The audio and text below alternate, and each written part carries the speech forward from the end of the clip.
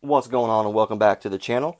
Right in front of me is the Kizer Sparrow. Now this is a knife since I first saw it come out a while back, maybe a few months ago. I don't know when it was, like 5, 6 months maybe not that far, but I wanted to check it out because I thought it looked really good, and then it came out with a titanium version, and I was like, okay, that's the one I'm checking out because it just looked phenomenal. And it is a pretty good knife overall. This is just going to be like a quick overview slash review, so you're going to get some specs and stuff like that. But I I liked it. I liked the way it looked. I just it doesn't work for me real well in certain areas, but that's not me saying it's a bad knife because I know a lot of people actually really love this knife. It's to get right off the bat, I guess, off my chest is the flipper tab. I'm not really. It's slanted. I don't really like the slanted thing because I sometimes like you have to really get it sometimes like in a certain spot, and I played around with it, just trying to find that sweet spot for it, and I have problems finding it sometimes. Like if you go up here, like at the back end, you're not gonna. Oh, okay, I did it just then. Okay, shh, don't say nothing. But like I have to really kind of put some pressure on it and really do like a hard flip to get it open. I just maybe it needs still broken in. Like I'm doing better with it, obviously, as you can tell.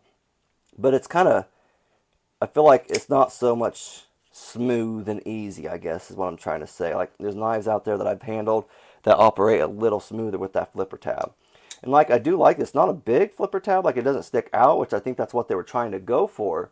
But it's kind of, maybe if they added the better jimping. Like, I feel like this jimping right there, it's just a little too smooth and a little too rounded. So maybe that's some of the problem.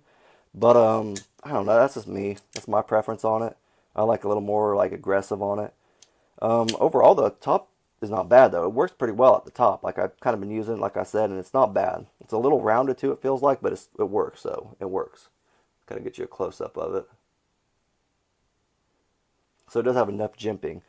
Titanium handle, I kind of liked it. It's kind of not like a smooth. Like it's obviously smooth as you can tell, but it's almost like a. The words that always come to mind when I think about this knife is like chalky. It's kind of stupid, but I don't slip on it like other like textured or titanium knives. Like it just feels pretty good. Like I don't feel like I'm gonna slip at all. And that's weird because it's so smooth and everything. But like I said, it's like a chalky type of feel. I don't know why, but it works. And it got a titanium pocket clip. Got a little give right there. Not bad though, so you're not gonna worry about your pants. It's not quite deep carry, but it's daggone close. You'd be about right there. Maybe if I can show you a little better, you have that much kind of sticking out your pants. So not bad. Overall, not bad. Like I did say, it is a titanium pocket clip. It is reversible. Excuse me, it is reversible, and which is super nice. And it comes with this little filler tab right there, which I thought was a good touch. I love when companies do that because there's a knife I got. I can't remember what it was. Maybe it was the Kershaw Iridium. Like they have a big old gap right there, and I'm like, they couldn't put a filler tab in there or something like that, make it look a little nice. But I don't know. That's just me. I like a little filler tab. Kind of makes it look a little nicer, more aesthetically pleasing, I guess, to the eye. And also, what's cool is it's actually goes down into the knife, as you can see. Right. Let me get a flashlight because you can't see it. All right. As you can see, it's got a little bit of a bar in there, and it's from the filler tab, and it goes down and it screws in through the pocket clip, which is really cool, I thought. So that's kind of one way. So you don't have a screw right there. It's just smooth and pretty pleasing to the eye. You know what I mean? So other than the flipper tab, you also have a thumb hole, and I actually broke in very well. I don't have any problems. At first, I think I was having problems again pushing on the liner lock or the frame lock as I was trying to flip it open, but I finally kind of got it figured out. Like I said, you got to kind of use your knives a little bit, learn where your finger needs to go, kind of when you do it. Because I swear, like this one right here, for some reason, like it's just you have to learn your knife. And when I used to use this, I would always hit this finger right on the XT lock, so I would have problems with it for some reason, or I had problems opening it. But now it opens like a champ after a couple of days. Just kind of use it, figure it out, and there you go. But I do like this knife overall. It is $159, so that's one thing you kind of have to weigh in the options. You have titanium, you have S35VN, which I do like S35VN, excuse me. But if I'm gonna, I would say it's not my favorite S35VN knife. I think my favorite is the Hogue K320 AXG. Yeah, it's that. I think it's K320 AXG. They have S35VN on that knife, and I can't remember the price exactly on that thing, so I think it's a little more expensive, but I like it way better. I don't think it's even got titanium handles, but I feel like it's smoother and it's slicier, I feel like, too. I don't know why. Maybe that's just me. Down in the comment section, if you disagree or if you agree, just let me know down in the comment section because I'd love to know what you guys think about that. Maybe I'm not crazy and maybe it is better, you know what I'm saying? But this is what I'm thinking.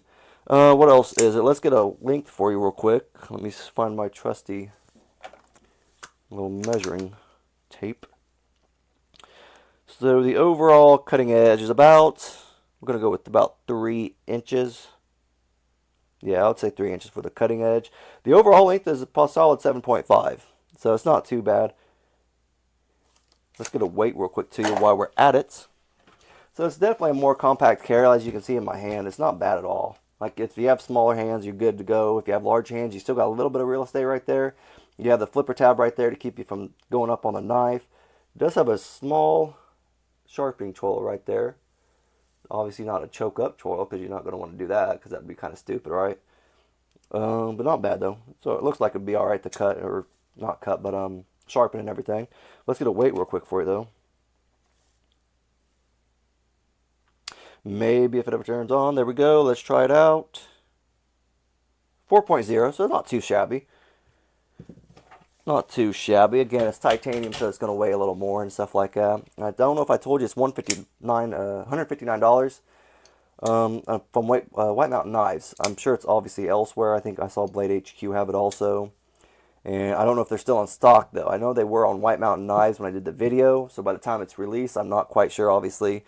But overall, it's a pretty nice knife. Broken, very nice. Now, what always gets me is the blade shape, what it's called. Like, sometimes, I think it's all dependent on the company and what they want to call it. Because this is a sheep's foot, and at first I thought it was kind of like a, I don't know. It's just sheep's foot or a Warncliffe or I don't know. Like it looks more like a Warncliffe, but it's sheep's foot. So I think it kind of depends on the company and what they want to call it.